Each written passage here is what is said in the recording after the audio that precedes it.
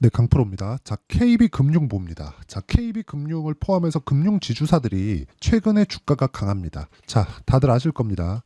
1월 말에 밸류업 프로그램에 대해서 정부 단에서 발표를 했죠. 근데 지금 지나와서 보니까 총선전이 아니었느냐, 좀 그런 얘기들이 나오고 있는데 저도 그렇게 생각이 듭니다. 그 뒤에 뭐 별다른 내용도 없었고 뭐 특별하게 오히려 실명 매물만 나오고 있는 그런 상황이에요. 그런데 거기서 주목을 받았었던 두 가지가 있습니다. 현대차, 기아차, 그리고 금융지주사. 이 두 가지가 가장 많이 주목을 받았었던 것 같아요. 왜? 이익은 탄탄하고, 그렇죠. 고정적인 이익 규모는 계속해서 조금씩 늘어나고 있고, 그리고 주주 환원에 대한 부분은 약간 조금 부족한, 그렇죠. 그런 거였는데, 여기서 우리가 하나 구분지어야 될 게 현대차, 기아차는 고가 돌파를 못했습니다. 발표 이후에. 그런데 금융지주사들은 고가 돌파를 했죠. 왜 그러냐면 원래부터 주주 환원에 대한 생각을 하고 있었고 그렇게 진행을 했었기 때문에 그렇습니다. 왜 이렇게 차이가 나는지 제가 이야기를 드릴게요. 아주 간단하게 이야기를 드리겠습니다. 현대차, 기아차, 현기차는 상속을 하죠. 그렇죠? 근데 하나금융, KB금융 이쪽은 상속을 하는 구조가 아닙니다. 그렇죠? 우리가 주주들의 이익과 대주주의 이익이 같다는 거예요. 그리고 경영자의 이익도 같습니다. 무슨 생각이 드시나요? 미국의 움직임과 같습니다. 미국은 상속 개념이 없죠. 물론 있죠. 있긴 있는데 대를 이어서 기업을 물려준다 이런 개념이 없다고 보시면 됩니다. 자, 그 내용에 대해서 제가 이렇게 보여드릴게요. 이분은요. 하명주 하나금융지주의 회장님입니다. 자, 내용 보시면 쭉 볼게요. 경력. 자, 1980년도에 서울은행에 입사를 했고요. 그리고 지점장을 거쳐서 쭉 거쳐서 본부장 거치고 부행장 그리고 은행장이 됐습니다. 그리고 나서 금융그룹의 회장님이 됐죠. 자, 처음부터 입사를 해서 쭉 올라온 그런 케이스예요. 금융지주사든 상속이 안 됩니다. 그렇죠? 그래서 지금 어떤 상황이 나오고 있느냐? 이렇게 되고 있는 거예요. 책임 경영. 그렇죠? 주주의 이익을 극대화시킬 수 있는 구조가 되는 겁니다. 개인적으로 사람은 다 똑같다고 생각을 해요. 자신의 이익을 위해서 움직일 수밖에 없죠. 하지만 나의 이익과 주주의 이익이 같은 기업이 한국에서 유일하게 하나만 따져봐라. 그러면 금융지주회사예요. 자, 내용 보시면 그렇습니다. 금융지주, 경영진의 자사주 매입이 잇따르고 있다. 은행주가 올 들어서 우상향하고 금융지주마다 주주 환원 확대를 공언하면서 자사주 매입을 통해 책임 경영 의지를 다지는 분위기입니다. 밑에 내리시면 조병규 우리은행장은 최근 자사주 보유분을 3만 주까지 늘렸다. 4억 4천만 원 규모다.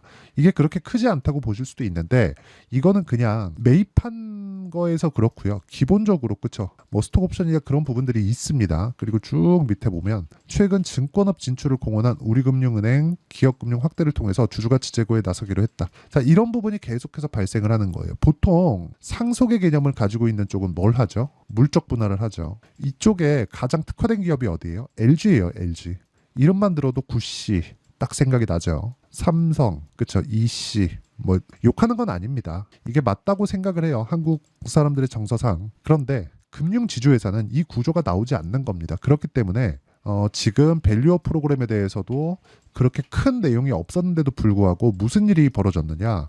원래 잘했다. 그런 부분을 자사주 매입과 함께 배당을 계속적으로 확대를 시켜가고 있습니다. 5%대 배당을 유지하고 있죠. 자, 지금은 금리가 높기 때문에 배당이 높은 거 아닌가요? 그렇게 보실 것 같은데 보세요. 5.6%죠. 근데 22년도에는 배당이 오히려 6%에서 5%대로 감소했어요. 그렇죠? 그러면 이걸 보면 뭐가 생각이 드나요? 22년보다 23년도 금리가 더 높죠. 그렇죠? 그러면 금리가 낮아지는 구간에서는 대출이 확대되기 때문에 이익이 늘어날 수 있는 구조가 되고요. 이 상황에서 자사주 매입, 더 나아가서 소각까지 진행을 했을 때는 주가는 추가적으로 강세 구간에 접어들 수 있습니다. 뭔가 좀 규제 산업이라고 해서 약간 조금 뒷전으로 생각하고 있었는데 지금은 체질적인 변화가 있습니다. 그러지 않았다면 주가가 이런 식으로 그쵸 신고가를 돌파하지 못했을 겁니다. 자, 2009년도에도 가격대는 6만 원대였고요. 지금은 8만 원대입니다. 근데 6만 원대를 다시 돌파한 게 거의 한 8년 그 정도만이에요. 근데 또 빠졌고요. 그리고 나서 또 올라갔죠. 그리고 조정받았고 이번에 또 올라갔습니다. 이거는 체질 변화가 맞습니다. 그런데 이런 부분을 어디서 봅니까? 우리는 당연히 가격이 먼저 반영하는 그런 상황에서 본다. 그러면 매매 차익과 배당에 대해서 전략을 두 가지로 세울 수가 있다는 거고요. 이 내용도 가격이 먼저 반영한다는 걸 이해를 하고 계셔야 됩니다. 배당은 지금보다 뭐 크게 늘어날 수 있다 그런 정도는 나오지 않을 거예요. 막 10%씩 20%씩 배당 주는 그런 상황은 없을 겁니다. 하지만 배당을 5에서 6% 정도 유지를 하면서 우리가 자사주 매입과 소각에 조금 더 키울 수 있는 그런 상황이 만들어진다면 주가의 상승은 추가적으로 상승이 가능하다.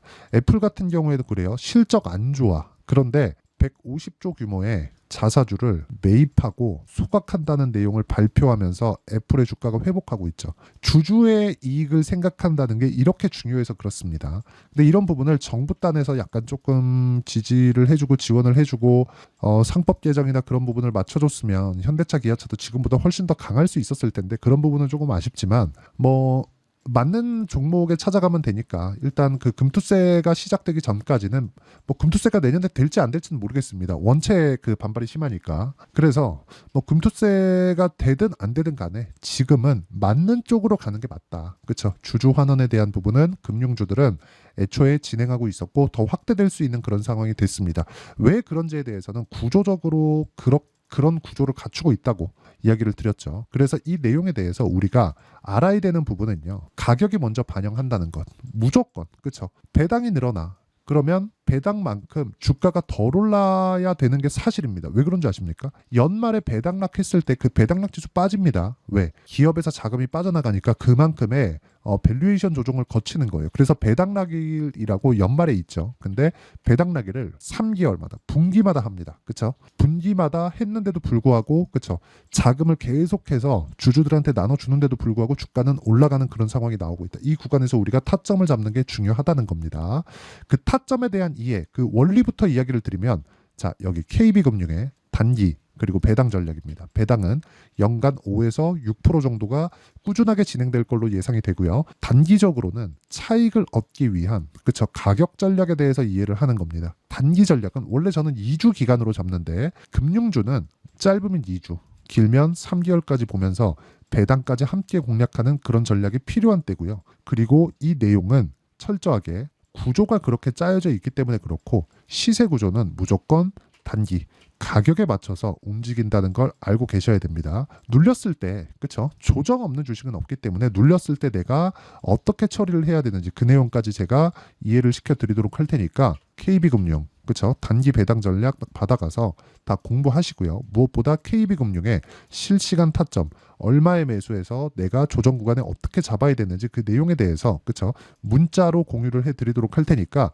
구독과 좋아요 눌러주시고요. 상단에 있는 전화번호로 KB 자 KB라고 문자 보내주시면 제가 KB금융의 단기 배당 전략과 함께 실시간 타점을 문자로 공유를 해드리도록 하겠습니다. 자 그러면 제가 이야기를 드리는 핵심적인 사항은 그거예요. 주가는 미래 가치를 반영한다. 가격이. 그렇죠. 그러면 가격이 먼저 올라가는 상황이 나온다는 거죠. 배당을 주면서도 불구하고요. 이 내용에서 우리는 어느 타점에 의해서 잡아야 되는지 그 내용에 대해서 파악하는 게 중요한데 타점을 보여드리겠습니다. 자, 내용 한번 보시면 정확하게 최근에 전기 관련주가 강하죠. 올라가는 구간에서 내가 꾸준하게 매매를 하는 그런 상황이 만들어지고 있고요. 이 상황에 대해서 수익이 계속해서 발생을 하고 있습니다. 예를 들어서 그거예요.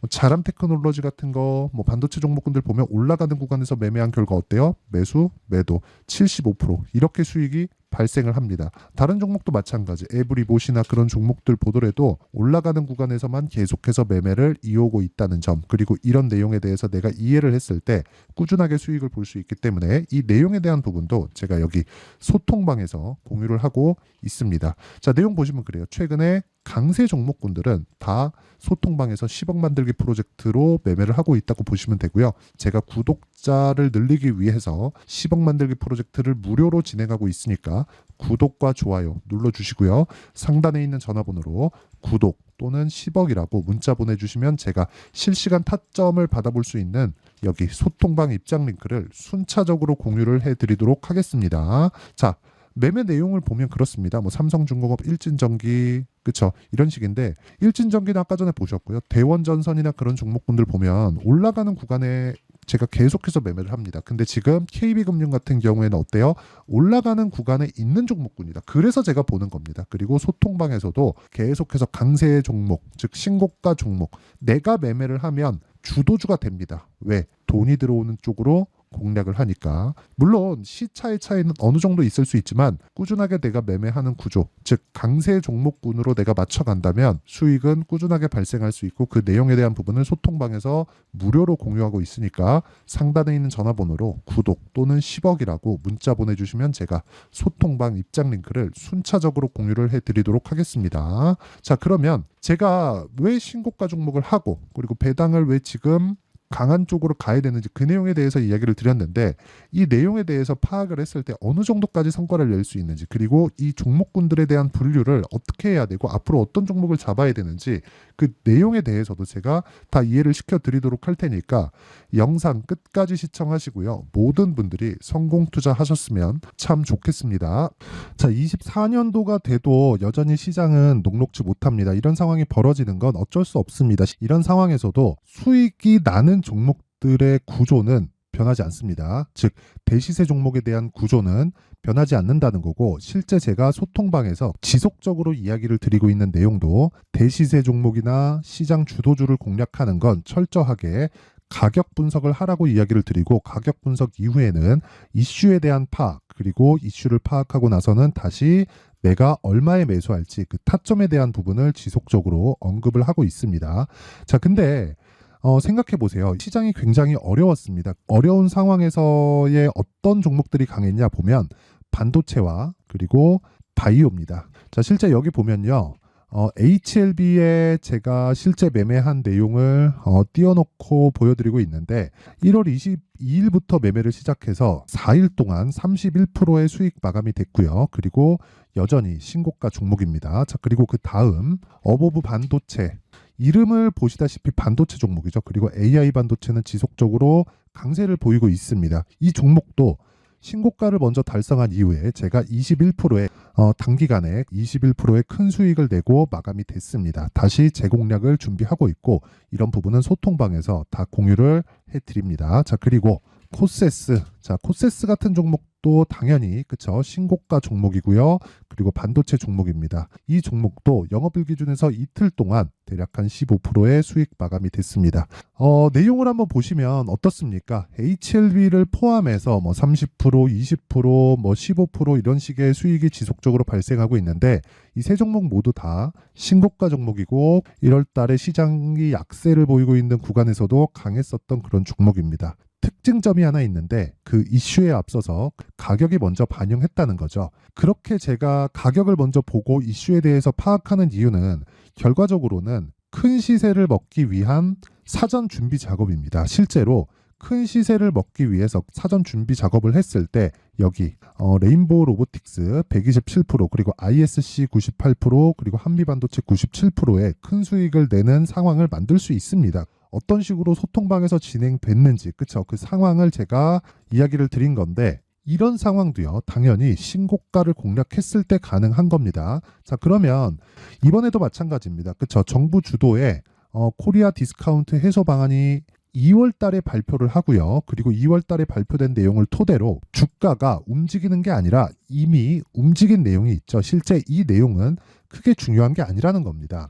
실제 움직인 내용을 보면, 자, 기아차입니다. 실제로 12월 달에 신고가를 만들어 놓고 정부에서 입김을 불어 넣으니까 순식간에 기아차를 포함해서 현대차 같은 거대 기업들의 주가가 2주도 채 되지 않아서 40% 정도의 큰 시세를 냅니다. 자, 그러면 우리는 어떤 종목을 봐야 될까요? 이슈를 파악해야 되는 것도 맞지만 철저하게 가격에 맞춰서 매매를 해야 되는 게 당연히 중요합니다. 정부가 주도하는 정책 방향이 있겠죠. 그 방향에 맞춰서 우리가 종목을 찾을 필요가 있다. 자, 그러면 답이 나왔습니다. 정부가 주도하는 방향에 맞춰서 제2의 기아차를 찾는 게 지금은 중요하다. 근데 정부 정책의 방향에 맞게 가자. 그랬을 때 앞서서 제가 보여드렸었던 내용인 여기 레인보우 로보틱스 127%, 그리고 ISC 98%, 그리고 한미반도체 97%와 같은 수익을 낼 수 있습니다. 물론 시간에 대한 부분은 최소 2주의 시간이 필요하고요. 그리고 최장 3개월 안에 끝내야 됩니다. 자, 기아차의 시세를 보셨던 것과 같이 2월 달에 정부 정책의 방향이 결정되고요. 바로 3월 달이면 시행입니다. 자, 그러면 우리는 거기에 맞춰서 당연히 종목을 찾아야 되고, 제가 제2의 기아차를 찾아놨습니다. 제가 아까 전에 소통방에서 이야기를 드렸었던 내용 다 공개를 해드렸는데 그 내용처럼 종목만 받고 싶다 하시는 분들은요. 상단에 있는 제 전화번호로 대시세, 대시세라고 문자를 보내주시면 정부 정책의 방향에 맞는 종목을 모든 분들에게 무료로 공개를 해드리도록 하겠습니다. 자, 제가 원하는 건 채널 성장이 목적입니다. 자, 그래서 구독과 좋아요 꼭 좀 부탁드리고요. 모든 분들이 정부 정책에 맞는 방향으로 매매를 이어가서 큰 수익 보셨으면 좋겠습니다.